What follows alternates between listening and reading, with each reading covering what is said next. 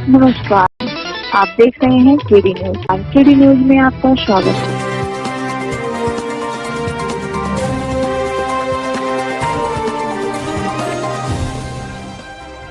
जनसत्ता दल के राष्ट्रीय अध्यक्ष एवं प्रतापगढ़ की कुंडा विधानसभा से 6वीं बार विधायक रघुराज प्रताप सिंह उर्फ राजा भैया आज सुल्तानपुर पहुंचे। इस दौरान सैकड़ों कार्यकर्ताओं ने उनका जोरदार स्वागत किया। दरअसल प्रतापगढ़, सुल्तानपुर और अयोध्या से राजा भैया ने जनसंपर्क अभियान चलाने के लिए यहां पहुंचे थे।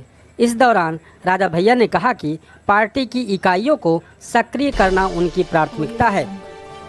बताते चले कि अयोध्या में रामलला का दर्शन करने के बाद रघुराज प्रताप सिंह उर्फ राजा भैया चुनावी संकल्प यात्रा शुरू करने जा रहे हैं।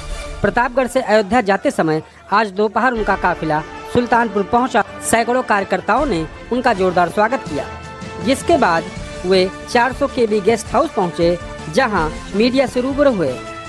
पत्रकारों से बात करते हुए राजा भैया ने कहा कि चुनावी संकल्प यात्रा के तहत सुल्तानपुर, प्रतापगढ़ और अयोध्या में जनसंपर्क किया जा रहा है।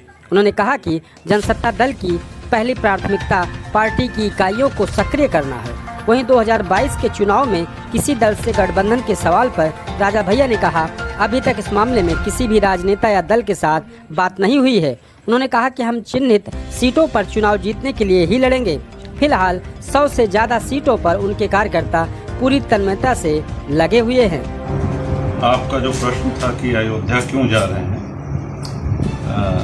नवंबर 2018 में जनसत्ता दल की स्थापना हुई और पूरे प्रदेश से जनता जनार्दन का आशीर्वाद मिला। बहुत बड़ी रैली हुई, जिसको लोग आज भी याद करते हैं। सामान्यतया कोई पार्टी बनती है तो उसके बाद पार्टी का विस्तार दौरे करके, जनसंपर्क करके होता है। लेकिन दुर्भाग्य से हमारा प्रदेश और देश ही नहीं, पूरा विश्व कोविड की चपेट में आया और 2 चरण में कोविड की त्रासदी हम लोगों ने देखी। इस दौरान जनसभाएं करना, रैलियां करना, निकलना ये संभव नहीं था।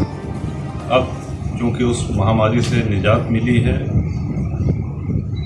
लॉकडाउन समाप्त हुआ है, इसलिए जनसत्ता दल के विस्तार के लिए, कार्यकर्ताओं से संपर्क करने के लिए, जनता जनार्दन का आशीर्वाद लेने के लिए दौरे आरंभ किए गए हैं। इसमें शुभारंभ इस दौरे का अयोध्या से किया जा रहा है। हम किसी पार्टी से करेंगे? अभी हमारा जनसंपर्क का कार्यक्रम प्रतापगढ़, सुल्तानपुर और अयोध्या ये हुआ। अभी हमारी प्राथमिकता है पार्टी की इकाइयों को सक्रिय करना, उनकी यूनिट को सक्रिय करना।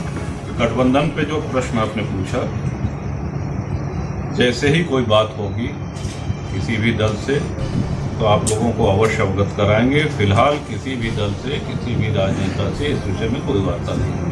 पार्टी प्रदेश में कितने सीटों पर चुनाव लड़ेगी?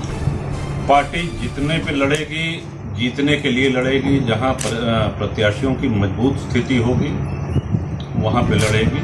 और हम ये मान के चल रहे हैं कि 100 से अधिक सीटें अभी हमारी नज़र में ऐसी हैं जहां जनसत्ता दल के कार्यकर्ता सक्रिय होकर के पार्टी का जनाधार बढ़ाने में लगे हैं और वहां अपने जनसत्ता दल के प्रत्याशी मजबूत स्थिति में। कल्याण सिंह जी का नाम लिया और ये बात फुल्ली और फाइनली हम स्पष्ट कर देना चाहते हैं कि राजनीति के किसी भी मोड़ पे कभी भी उन्होंने हमारा विरोध नहीं किया। एक भ्रांति है कि साहब वो आए थे तो कुंडा में उन्होंने कहा कि गुंडा विहीन कुंडा करो, ऐसा कुछ नहीं कहा था उन्होंने।